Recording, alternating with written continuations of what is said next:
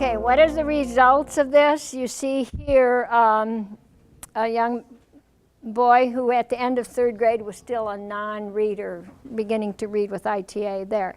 So what happened? I did research for 3 years of contrasting groups, and I'll tell you why I quit doing it after a while.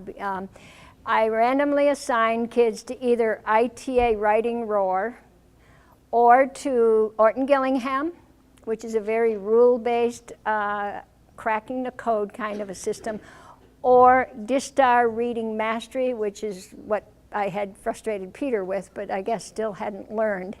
I really thought that one of those programs would work for some of the kids, that I would have an aptitude treatment interaction. And these were 2nd through 7th graders. So at the end of each year, we did a pre-test with a reading inventory and a post-test at the end for all of the kids in the program. And at the end of 3 years, I put them all together. And first of all, the i.t.a. Roar part, on average, the kids were reading at the end of 1st grade. That was it, 9th month of 1st grade on average. On average, when they finished one 9-month segment, they were reading 2nd grade, 7th month, okay? You can see that Orton-Gillingham was pretty good. It was very close in terms of accuracy, and so was DISTAR. It was lower, but not significantly lower. So you can expect about 2 grade levels gain of accuracy. One thing I should say, the i.t.a. kids read only in i.t.a. during the time they were with us. They were tested with traditional informal reading inventory and TO, but they read only in i.t.a. So this is the transfer you see. This, however, is the fluency. This was 1 whole grade level using curriculum-based assessments, a grade level higher at the end of the year compared to the beginning. On average, the i.t.a. kids were reading 37 words a minute correct. On average, at the end of 9 months, they were reading 66 words per minute correct. And you can see the other 2 programs made very little gains, okay? I hope I put the comprehension. No, I didn't. Comprehension gains were almost the same, almost 2 or more grade levels of comprehension gains for the i.t.a. kids, even though we didn't work directly on comprehension. We were working on accuracy and fluency. So what happened after 3 years is I quit doing this kind of random assignment to different groups because ethically, I can't be assigning kids to a program that I know isn't as effective. So it took me a long time to figure out why it is the combination of writing in i.t.a. and reading using Roar is the most effective intervention. And that's the kind of things that we were talking about today, why it works and how it works differently for kids who have different kinds of reading problems. This one was another study. It was done in a public school setting where we had a best practices grant. And so there was words per minute correct increase for Title I, for special ed, for ESL, and for kids who were really struggling but did not qualify in schools that did not have Title I. And you can see the increase in words per minute correct is much higher for those who got the one-on-one, 15 minutes a day, as opposed to probably longer periods of work on different things in other groups. Their accuracy increase, notice we're working on both accuracy and fluency, and the accuracy went up by 18% points, and the comprehension stayed the same. I mean, it made the same amount of gain. 5 or 6 more answered correctly was a really nice gain. So you can see that again in a public school setting where this was volunteers who did Roar with the kids. 2 or 3 times a week, that their gains were greater than in the Title I or the special ed or ESL programs. This was my dissertation research back in the 80s. It was a very new strategy to be able to image the brain, to take a look at what's happening in the brain of kids who were having difficulties with reading. And what I did was study a group of kids on the left are a little group of kids who were over decoders. They had to decode every word. They're reading at frustration level. In the middle are the kids who are having difficulty with decoding, what I call the dysphonetic readers. And on the right-hand side are a set of normal readers. Now you can just see from the colors. The hotter the color, the more that's happening at this particular frequency of the brain. And you can almost think that the kids on the left were sleeping. They weren't, because they were reading aloud. All of them were reading aloud. We knew they were actually reading. So you can see a big difference, particularly in the temporal area.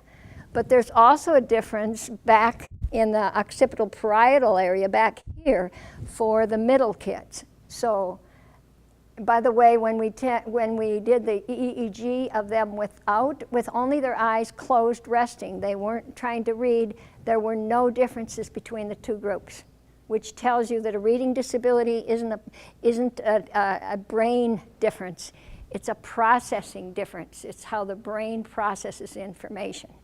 So clearly that was back in the 80s and showing that different types of reading disabilities are going to show up different in different areas of the brain. Now, what I want you to see is this is the effect of remediation. 3 years later, I had enough remediated kids in the middle that I could tape them with a new group of normal readers and a new group of dysphonetic kids who had not started reading yet. And what you will now see was really exciting to find that both of the two groups, the remediated kids and the normal kids, did not differ at all. There were no differences in brain function during reading for the remediated kids and normal readers. They both differed substantially from the new kids who had not gotten help yet.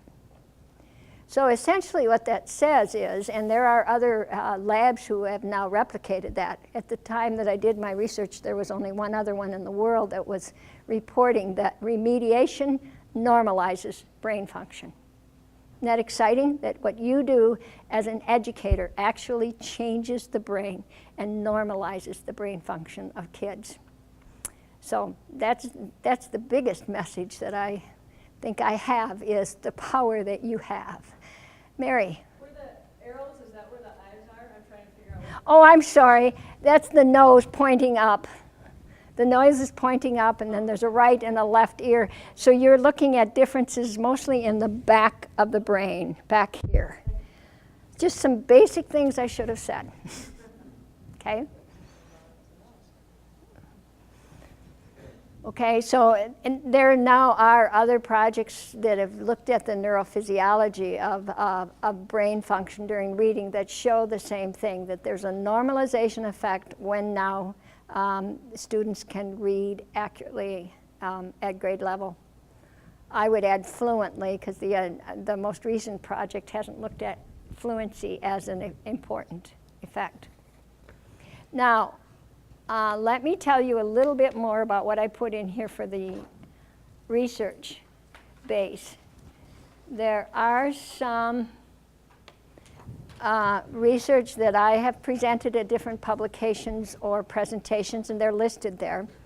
There's an article about the effect of orthography on the acquisition of literacy skills.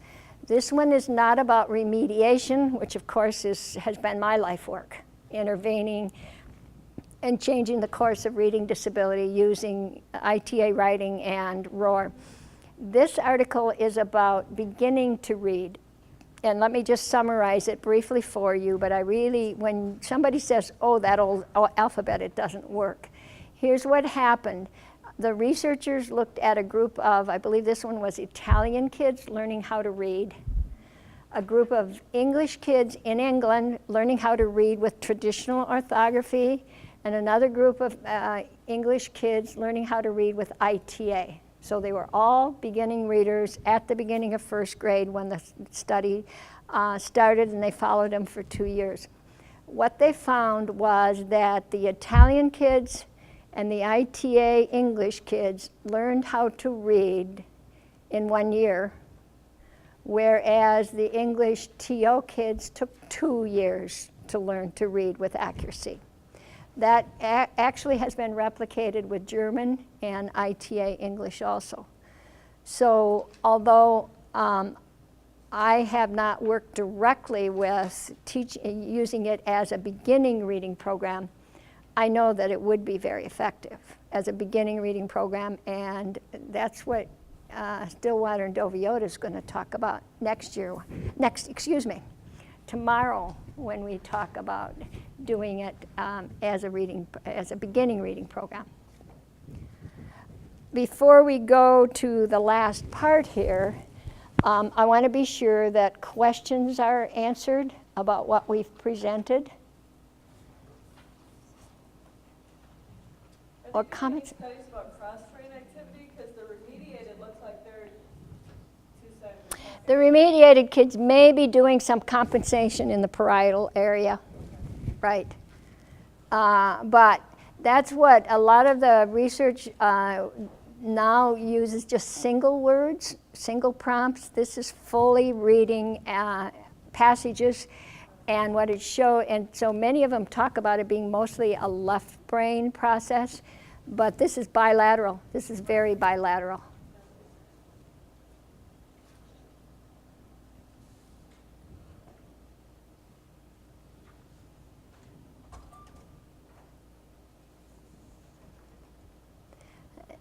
Okay, no other questions? Then let me walk you through some of the things that you can use as you set up your remediation or intervention programs. First of all, in the protocol section, so would you turn to the protocol section? Carol and I developed this so that college students would have a step-by-step, here's what you do. And Carol will tomorrow talk about supervising and how you tell which level each of the tutors should be doing. So if your tutors are doing spelling by sound, where it's i.t.a. only, it tells you exactly what we did, where every single word except for names is written in i.t.a. Okay?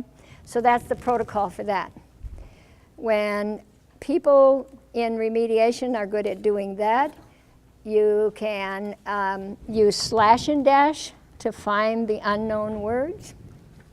Okay, so this is a step-by-step written procedure for using slash and dash. We hope to have a video that demonstrates it also quite soon on the YouTube channel. The next one is where they're doing i.t.a. for unknown words only. Okay?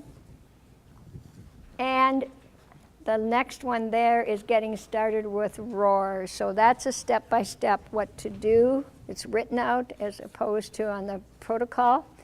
Now, here's what I think is important for you to take a look at. I'd like you to go to the oral reading fluency data and spend some time looking at this. Because, for example, if your target for a student is 5th grade reading level, and you look at 5th grade fluency at the 50th percentile by the end of the year, what should it be according to this? 139? Okay.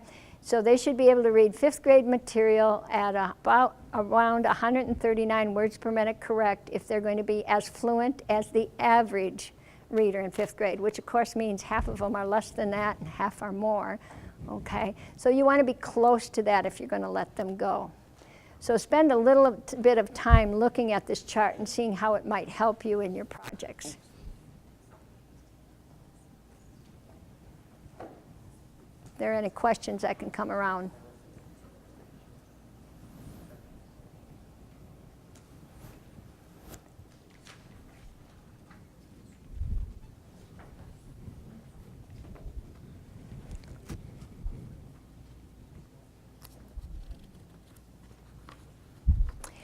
Notice that by 8th grade, it says the spring should be 151 words per minute correct.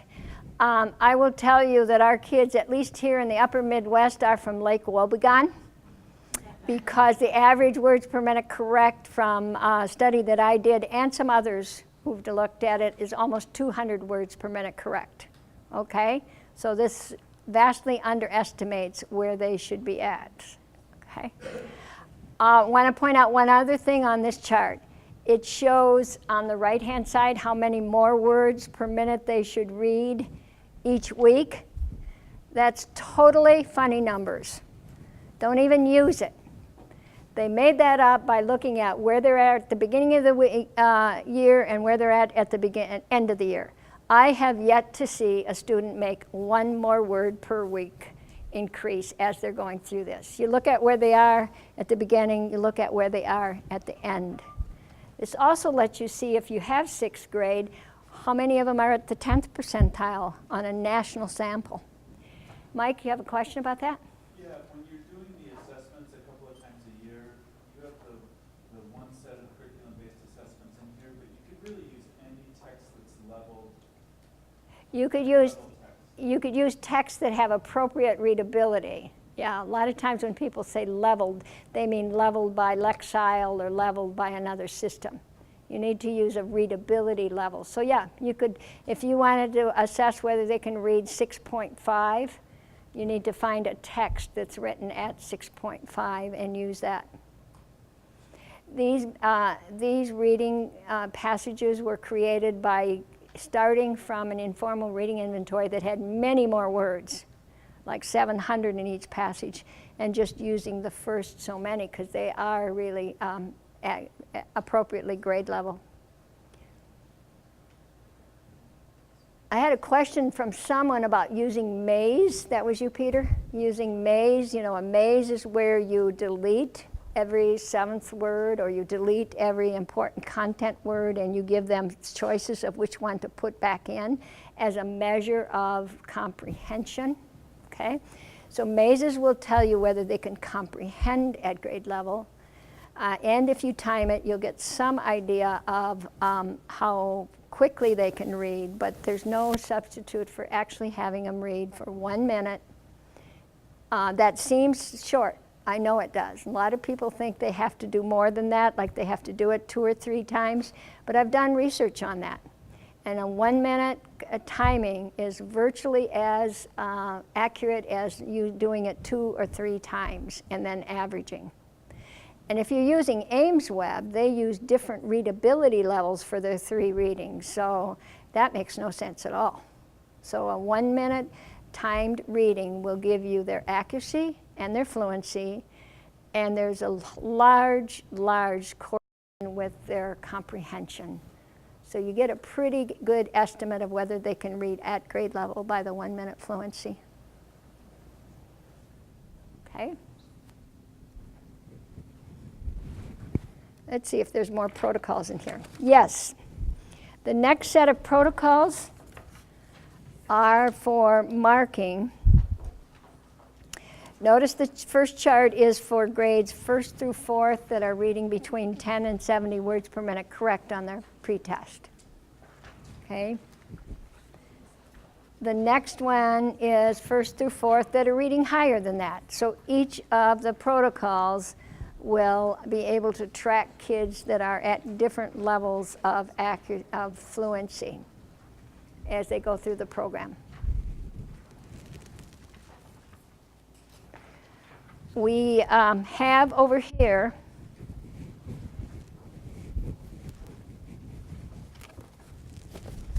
let's hope it's in here.